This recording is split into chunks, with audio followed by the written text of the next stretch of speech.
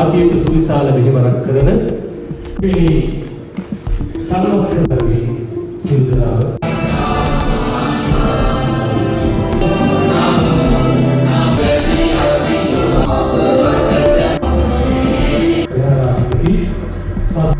ධම්මං සංඝං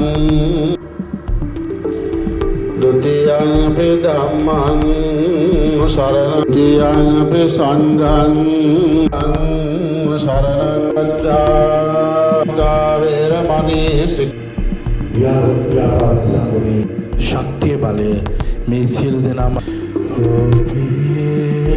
ව්‍යාපාරිකයන්ගේ සංගමේ ගරු ප්‍රධාන අනුශාසක ස්වාමීන් වහන්සේට එවැගේම කඩවහ ජාතික මණ්ඩලයේ මිහිරි අපොස්තලික සේවාවේ අධ්‍යක්ෂක පියතුමා තමයි මම ඊළඟ මහා සභාව තුලින් මාව නැවතත් සභාපතිත්වය මට පිරිනැමුවේ.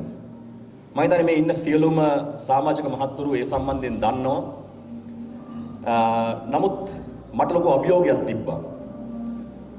මොකද ඒකට හේතුව තමයි අප කඩොත් ව්‍යාපාරික සංගමේ අවුරුදු 31ක් පැරණි. ඒ වෙනකොට මම හිතන්නේ අවුරුදු 27ක් විතර පැරණි විධායක සභාවක් තිබුණේ.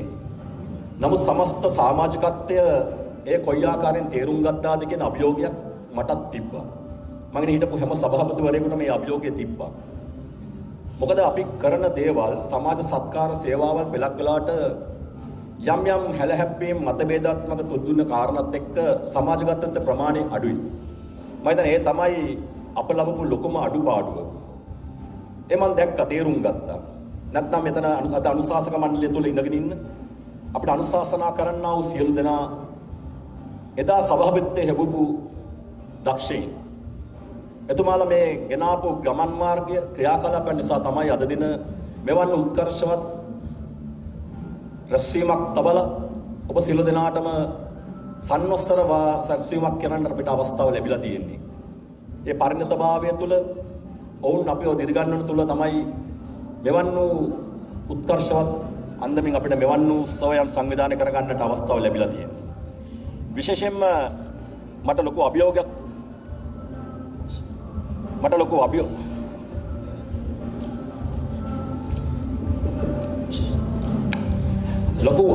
තිබ්බා. කොහොමද සමාජිකත්වය බලාපොරොත්තු වන්නා වූ ව්‍යාපාරික සංගමයක් මොකටද? කඩොතර ව්‍යාපාර සංගමය මොනවද වෙන්නේ? සමාජිකත්වයට මොකද්ද වෙන්නේ? මේක ලොකු අභියෝගයක්. ඉස්ලාම ඒක අපි තරණය කළ යුතුයි. එහෙමනම් ඒකට උත්තරයක් හොයන්න ඕනේ. අපි උත්තර හොයනවා නම් අපිට මූල්‍යමය ශක්තියක් ඇති කරගන්න ඕනේ.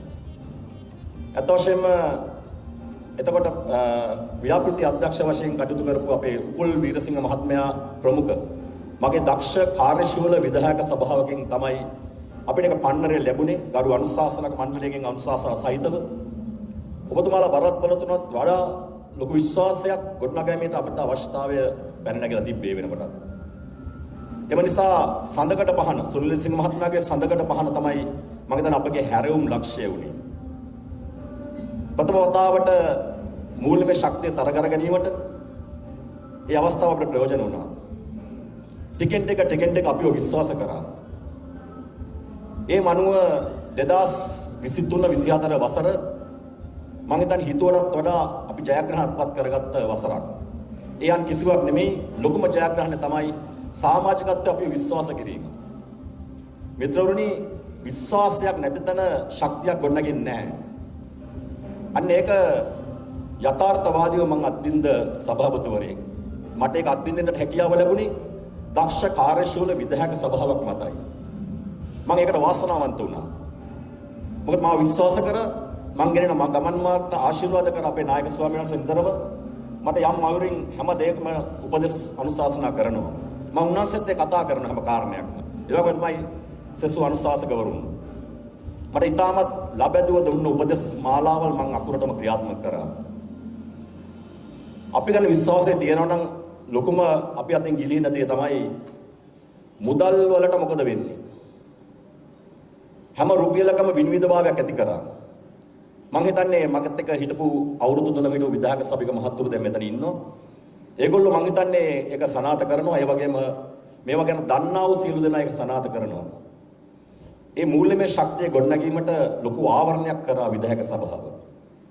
කිසිම දවසක සමාජික මුදල්වත් එමෙතන සමිතියේ මුදල්වත් කිසිම සුඛ විහරණයට යොදෙව්වේ නැහැ. ඒක මම නොබියවම කියන්න ඕනේ. මොකද ඒක තමයි අපේ පන්නරය. ඉදිරියටත් අපිට අවශ්‍ය වෙන්නේ අන්නේ මතේ ගොඩනැගීම විතරයි. සමාජීය දේවල් වෙනස් කරනවා කියන එකට හොඳම උදාහරණයක් තියෙනවා මිත්‍රවරුනි. එක්තරා දවසක රූපවාහිනී සංවාදයක් යනවා අල් ජසීරා රූපවාහිනී නාලිකාවෙන්. එවකට හිටියා ඉන්දියන් ජනාධිපති මහාචාර්ය අබ්දුල් කලාම් මහතාත් එක්ක. එතුමාගෙන් අහනවා අල් ජසීරා ගුවන් රූපවාහිනී නාලිකාව ඔබතුමාගේ සාක්ෂරතාවය බොහොම උසස්. අභ්‍යවකාශ තරණය ගැන ඔබතුමා බොහොම හොඳට දන්නවා. අභ්‍යවකාශ තාක්ෂණය ගැන ඔබතුමා දන්නවා. නමුත් ඔබතුමාගේ රටේ සාක්ෂරතාවය කොහොමද ඔබතුමා සැහැීමටපත් වෙනවද කියලා. එතුමා දෙනවා ලස්සන උත්තරයක්. එතුමා කියනවා මෙන්න මෙහෙම. ඔබතුමා යන්න අපේ නගරයක තේ කඩයක් ළඟට. එතුමාගෙන් අහන්න ඔබතුමා දන්නා වූ දේවල් මොනවද ඉන්දියාව ගැන? එතුමා ඔබතුමාලාට කියලා දෙයි අක්ෂාංශ දේශාංශ පිහිටීම්, රාජ්‍ය තාන්ත්‍රණ වෙනස් වීම, විශේෂයෙන්ම කියයි නාට්‍ය චිත්‍රපට සම්බන්ධයෙන්. මම හිතන්නේ අමිතාබ් බච්චන්ගේ පවුලේ කට්ටියවත් දන්නේ නැති විස්තර පහළ මට්ටමේ ඉන්න අර තේ කඩේකට මුදලාලි දන්නවා. නමුත් එතුමා තේ හදන්න දන්නේ නැහැ. ඕක තමයි යථාර්ථය. නමුත් මේ ව්‍යාපාරික සිල්ල දෙනා දන්නවා මේ සමිතිය කොහොමද ගමන් කරන්නේ කියලා. හැබැයි එතකොට විශ්වාස කරන්නේ ඒ කරන දේවල් වල විශ්වාසයේ භාගිත්වය පිළිබඳව. ඊළඟට ඒ ජානක නාගසේන ගොඩනගින්නේ නැහැ. අන්න එහෙම පසුබිමක් තමයි මේ ව්‍යාපාර සංගමය ඇතුලේ තිබුණේ. නමුත් දක්ෂ කාර්යශීල විධායක සභාවක් ඒ සියලු මත වෙනස් කරා. ඇත්තටම පටන් ගැනීමේදීම මම වාසනාවන්ත වුණා වියලි ආහාර ලක්ෂ 17ක් දීලා පටන් ගන්න. මට ඒ සඳහා ගුණ නැන පදනම කියන රාජ්‍ය සංවිධානයේ ඒ ෆන්ඩ්ස් මට ලැබුණා. ඒ මත පළවෙනිම අපේ ශ්‍රී බිම්බාරාම විහාරස්ථානයේ වියලි ආහාර පාර්සල් ලක්ෂ 17ක ප්‍රමාණයක් බෙදලා දුන්නා. එයින් ආරම්භ කරපු දැවන්ත කාර්යයන් කිසිම බයක් සැකක් නැතුව මට මේ අවුරුදු 3 තුල කරගැනීමට හැකියාව ලැබුණා. මම කරපු දේවල් කියන්න සඳහන් වෙන්නේ නැහැ. මොකද හේතුව ඔබතුමාලා ළමට ලබා දීලා තිනවා මේ සියලුම අපගේ වික්‍රමයන්. අතවශ්‍ය මට කියන්න උත්සාහ කරේ මම දැනටත් විශ්වාස කරන්න එපා කොයිලේකවත් ව්‍යාපාරික සංගමෙන් ඔබතුමාලාට දෙයක් වෙන්නේ නැහැයි කියලා. ඒක පෙරටත් වඩා ශක්තිමත්ව දැන් වෙනවා. විශේෂයෙන්ම ගිනි රක්ෂණයක්. මම හිතන්නේ අපිට ඒක තමයි තදා අවශ්‍යම දේ ව්‍යාපාරික වශයෙන් අපි හරි හම්බ කරන සියලු දේ අපිට එකපාර නැති වෙන්න පුළුවන්.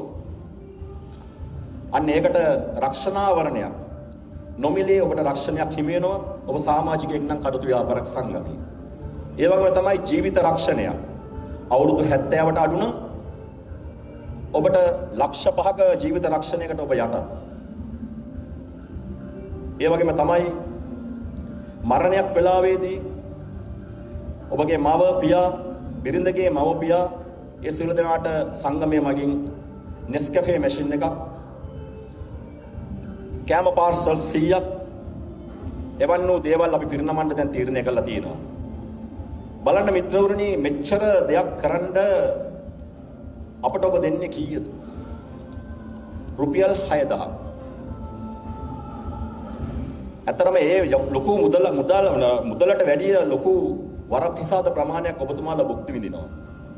මම අද යෝජනාවක් ගේනවා මගේ මේ අවසාන නිල කාලයේ උනත් ඉදිරිය පවත්වා ගැනීම යාම සඳහා මම හිතනවා මම යෝජනාවක් කරන ඔබතුමාලා කැමති නම් ඒ දෙයට නැත්තම් විවේචනය කරන්න අයිතිය තියෙනවා. මම 8000ක මුදලක් යෝජනා කරනවා ඊළඟ සමාජික මුදල වශයෙන්. මේ ගැන කවුරු හරි සමිතිය කතා කරනවා මම කැමතියි. මේක ස්ථිර කරනවද එහෙම නැත්නම් 6000 පවත්වාගෙන 6000 යෑම ලොකු අසිරිතාවටපත් වෙලා තියෙනවා. මම ගරු බණ්ඩාරතුමා ගැන දන්නා හොඳටම 8,10 නෙමෙයි හරිනම් මේක 10,10 විය යුතුයි. නමුත් මුදල සම්බන්ධයෙන් ඔබතුමාලා පොඩ්ඩක් විග්‍රහ කරලා බලන්න. රුපියල් 8,10කට මේක යටත්ව අපි ඉදිරියට පවත්වාගෙන යමු කියලා මම යෝජනා කරනවා. ඒ යෝජනාව ඵලදායී කියලා ඔබතුමාලා හිතනවා නම් ඒක ස්ථිර කරන මේ කරුණාවෙන් ඉල්ලා හිටනවා.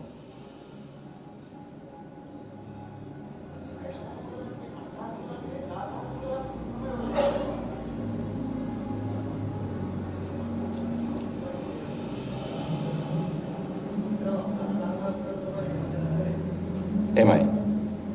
මම හිතන්නේ ගිය වර විධායක සභාවටත් මම ওই කාරණේ සඳහන් කරනකොට විධායක සභික මහත්වරුන් තමයි කිව්වේ 8,10 මදි 10,10 කරමු කියලා. නමුත් මම හිතන්නේ මේ අනිත් සමාජික මහත්මයෙක් විධායක සභිකයෙක් නොවන සමාජික මහත්මයෙක් මේක සනාථ කරනවා නම් අපිට වඩාත් පහසුයි. මොකද ප්‍රතිලාභ ලබන්නේ අපි හැමෝම. මේක පවත්වාගෙන යාමට අවශ්‍යයි. නැත්තම් ඉදිරියේදී ගැටලු සහගත අවස්ථාවට මුහුණ දෙන්න. ඔබ තමයි 10,10 යෝජනා කරන්නේ 8,10ද? සසු අයගෙන් විරෝධත්වයක් තියෙනවද මේ සම්බන්ධයෙන්? එහෙමනම් ගරු අනුශාසකතුමාලා ඒක ස්ථිර කර 10,10. ඔව්. එය 10,10 ස්ථිරයි මිත්‍රවරුනි, බොහොම ස්තුතියි ඔබතුමාලා තේරුම් ගත්තාට මේ දේ අගය කරනවා. ඒ තේරුම් ගැනීම තව කාරණයක් තියෙනවා අපිට. විශේෂයෙන්ම අපි මුදල් හෙව්වා. මේ වසර 3ට ලක්ෂ 100 ඉක්මවන මුදලක් අපි ඉතුරු කරලා තියෙනවා. අපි කියලා කියන්නේ මා ප්‍රමුඛ විධායක සභික මහතුරු සහ අනුශාසකරුන්ගේ අප්‍රතිහාර ධෛර්යය කැපකිරීම මත ලැබපු ජයග්‍රහණ. එහෙමනම් ඒකේ සුරක්ෂිතතාව රැකීමත් අපගේ වගකීමක් වෙනවා. මම යෝජනා කරනවා ලක්ෂ 100ක මුදලක් ස්ථාවර තැන්පතුවක් දැමීම යෝග්‍යයි කියලා. ඒ අන් කවරක් නිසා නෙවෙයි, අපිට නිවසක් නැහැ. මොකද හේතුව අපිට කාර්යාලයක් තවම නැහැ. ඒක සිහිනයක්ව පැවතිච්ච යුගයක තමයි යෝජනාව ගෙනල්ලා 242 සංගීත කණ්ඩායම ගෙනල්ලා අපි එකතු කරපු ලක්ෂ 70කට ලංවන මුදලක් අපි එයින් හෙව්වා. මම හිතන්නේ මම යෝජනා කරනවා මෙන්න මෙහෙම. ගරු මහා සභා රැස්වීමකින් තොරව ඒ ස්ථාවර තැන්පතු මුදල විධායක සභාවකටවත් කැඩිය නොහැක. ඒ අරමුදල පිහිටවන්නේ උදෙක්ම අපිට කාර්යාලයක් නිර්මාණය කර ගැනීම සඳහාම පමණයි. එhmenan මේ මුදල ස්ථාවරව පැවතිය යුතුයි. තව මේට යම් මුදල් අපි එකතු කිරීමට බලාපොරොත්තු වෙනවා. මම හිතන්නේ ඔබතුමාලාගේ කැමැත්ත අවශ්‍යයි. ඒකටත් මම යෝජනා කරනවා කවුරු හරි විධායක සභික මහත්මයෙක් නොවන කෙනෙක් කතා කරනවා නම් බොහොම හොඳයි.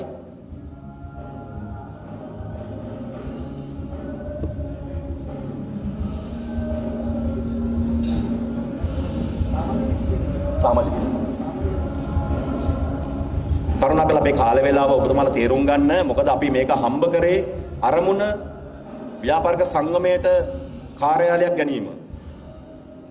ඒ අරමුදල තර කර ගැනීම තවදුරටත් ඉස්සරහට අවශ්‍ය වෙනවා. නමුත් මේ සුරක්ෂිතතාවයත් අපි රැකිය යුතුයි. ඒ අරමුණු සහිතව තමයි මම මේ යෝජනාව ගෙනාවේ. කරුණාකර ඔබතුමාලාගේ අදහස් අවශ්‍යයි.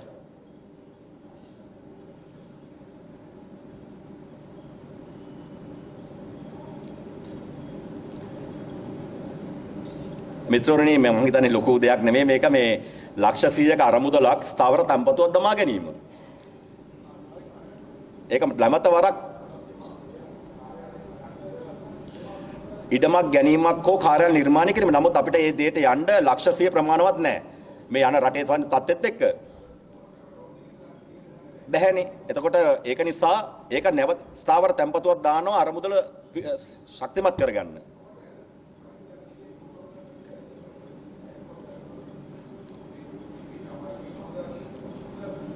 හොඳ යෝජනාවක්.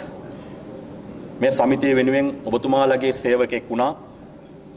අපි මේ සම්මානයට පාත්‍රුනේ මා ප්‍රමුඛ අපේ සියලුම විධායක සභික මහත්වරු ඇතුළු අනුශාසක මණ්ඩලය සමාජගත වුණා. අපි සම්මානයට පාත්‍ර වෙලා තියෙනවා. ඒ සා විශාල කාර්යයන් කර ගැනීමට අපිට අවස්ථාව ලැබුණේ අපිට දුන්නා වූ අනුශාසනා පරිදිමයි.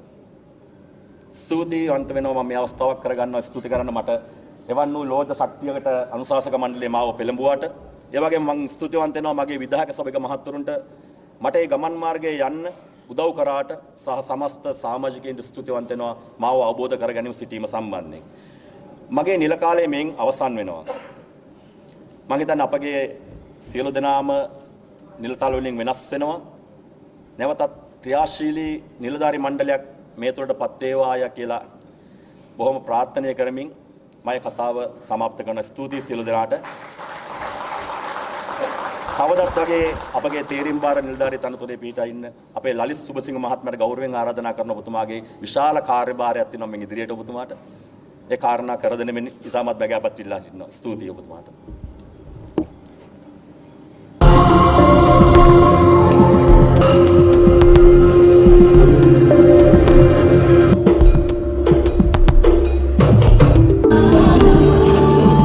සංවත්සරික මහා සභාවේ පිළිගැනීමේ කතාව ගරු සභාපති පූර්ණ ප්‍රසාද් කරුණාරත්න මහතා විසින් සිදු කරමින් වැඩමවා වදාළ අප සංගමේ ප්‍රධාන අනුශාසක කඩවත ශ්‍රී බිම්බාරාම විහාරස්ථානයේ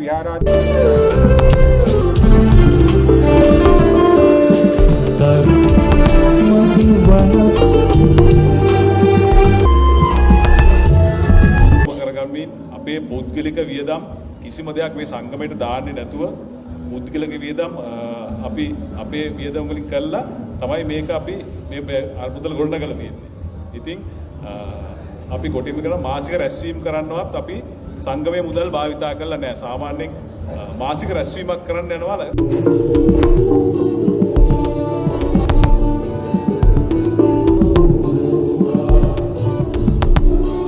සභාපතිතුමාගේ මඟ පෙන්වීමේ යටතේ අදින් පටන් ගන්නා නව වසර තුල අප විසින් ඉටු කිරීමට යෝජිත ව්‍යාපෘතීන් මෙසේ පිළිගස්වන්නෙමු. 1. මෙතෙක් සැබෑ වූ අපගේ ලොකුම අපේක්ෂාව වෙනුවේ ව්‍යාපාරික සංගමයේ වෙනුවෙන් ස්ථිර නිවහනක් සදා ගැනීමයි. ඒ සඳහා අප විසින් ක්‍රියාවට නංවන ලද ව්‍යාපෘතීන් අතර Hope to Home with 242 ව්‍යාපෘති විශේෂය. ඉන් අපලද ආදායම ලක්ෂ 60ක් වන අතර අපගේ Home to Home ව්‍යාපෘතිය සඳහා අවශ්‍ය ඉදිරි මුදල් උපයා ගැනීම සඳහා නව ව්‍යාපෘතීන් කිහිපයක් ක්‍රියාවට නැංවීමට බලාපොරොත්තු අතර එම යොකුවෙන මුදලින් යෝජිත ඉඩම් මිලදීගෙන ව්‍යාපාරික සංගමයේ නිවහන ඉදි කිරීම අපගේ ප්‍රධාන අරමුණ වේ. අංක 2 කඩවත නගරයේ අලංකාරවත් පිරිසුදු නගරයක් බවට පත් කිරීමේ ක්‍රමවත් නගර අලංකාර ව්‍යාපෘතියක් ප්‍රාදේශීය සභාව හා මාර්ග සංවර්ධන අධිකාරිය සමග එක්ව ක්‍රියාවට නැංවීම. මේ සංගමයට මම බැඳුණු දා ඉඳලා අද වෙනකන් මේ සංගමයේ දකින්න චරිතයක් මේ මොහොතේ අපි අතර දැනුනේ නැහැ, පැමිණෙන්නේ නැහැ. එතුමා නොපැමිණීම නිසා තමයි මම මේ කතාව කියන්නේ. අපේ හිටපු ජ්‍යෙෂ්ඨ උපසභාපති කෙනෙක් වෙන ඉන්ද්‍රා හෝටල් අධිපති සුදත් හේමන්ත මහත්මයා මේ වෙනකොට රෝගාතුර වෙලා දැඩි සත්කාරයක ප්‍රතිකාර ලැබෙමින් ඉන්නේ. දිවියට වසර 25ක් සම්පූර්ණ කර දී ඇති බව පවසන්නේ සතුටිනි. සාර්ථක ව්‍යාපාරිකයෙක් වශයෙන් මාගේ ව්‍යාපාරයේ නිරත වන තනතුරු ප්‍රදේශයේ පොදු සමාජ සේවා කටයුතු මෙන්ම ව්‍යාපාරික සංගමය හා එක්ව තවත් බොහෝ සත්ක්‍රියාවන්ට දායක වීමේ වාග්ය මා උදා කරගත්තෙමි. සමාජිකයෙක් වශයෙන් උපසභාපතිවරයෙක් වශයෙන් අවුරුදු 20ක පමණ කාලයක් කඩවත පුරවර වෙනුවෙන් මාගේ නිජ භූමිය වූ මේ නගරය වෙනුවෙන් මෙවරක් ඉටු කරන්නට මා හට හැකියාව ලැබුණේ ව්‍යාපාරික සංගමය සමග එක්වීමෙන් බව මේ මොහොතේදී මා ගෞරවයෙන් පවසන්නෙමි.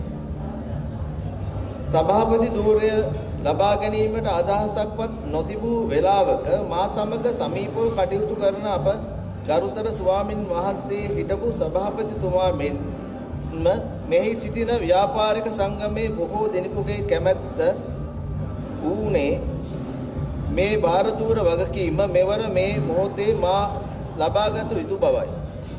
මා ගැන ලැබූ විශ්වාසය පිළිබඳව ඔවුන් හට මා මේ අවස්ථාවේදී මාගේ ප්‍රණාමය පිරිනැමීමට කැමැත්තෙමි. ඒ වගේම ගරු නායක සුමන් වහන්සේ ඔබ වහන්සේ මෙතෙක් මාහට ගුරුහරුකම් අනුශාසනා ලබා දුන්නා වූ සහයෝගය ඉදිරියටත් එසේම ලබා දෙනමෙන් පාද නමස්කාර පූර්වක ඉල්ලා සිටිමි. තවද මා සමග නව ධූරයන් වලට පත් වුණු ගරු ලේකම් ගරු භාණ්ඩාගාරික සහ සංවිධායක ධූරයන් වලට පත් වුණු මාගේ හිතවතුන්ට සියලු විධායක සභාවටද මාගේ හද පිරිසුබ පැතුම් මේ මොහොතේ එක් කිරීමට කැමැත්තෙමි. ඒ වගේම මා සමග එක්ව කඩවත පුරවර වෙනුවෙන් බොහෝ යුතුයකම් ඉටු කරන්නට සමාජ සත්කාරයන් ඉටු කරන්නට අත්වැල් බැඳ ගන්නා මෙන් ඉල්ලා සිටින අතර මාගේ නාම යෝජනා ස්ථිර කර මාගේ හිතවතුන් දෙදෙනාට මෙම අවස්ථාවේදී මාගේ ස්තුතිය පුද කරන අතර පැමිණ සිටින සියලු දෙනාට ස්තුති පුද කරමි. එසේම රෝස්ගාන් අධිපති මහර ප්‍රාදේශ සභාවේ ගරු සභාපති අතුල කළුආරච්චි මහතාටද මාගේ විශේෂ ස්තුතිය පුද කරමි. තවද අපි ඔබ සියලු දෙනා වෙනුවෙන් රාත්‍රී භෝජන සංග්‍රහයක් සූදානම් කර තිබෙනවා. එය නිදහසේ භුක්ති විඳිමින් අපත් සමග විනෝද වෙනමෙන් සියලු දෙනාට ආරාධනා කර සිටිනවා. ස්තුතියි. ඔබ සියලු දෙනාට තෙරුවන් සරණයි. මහතාටත් ස්තුතිය පුද කරනවා. තවද මෙම රෝස් ගාඩන් ආයතනයේ අතුල කළුආරච්චි මහතාටත් මధుවිත සඳහා අපට අනුග්‍රහයක් ලබා දුන් සොනාලි වීරසේකර මැතිණියටත් කඩවත ව්‍යාපාර සංගමේ වෙනුවෙන් මම ස්තුතිවන්ත වෙනවා.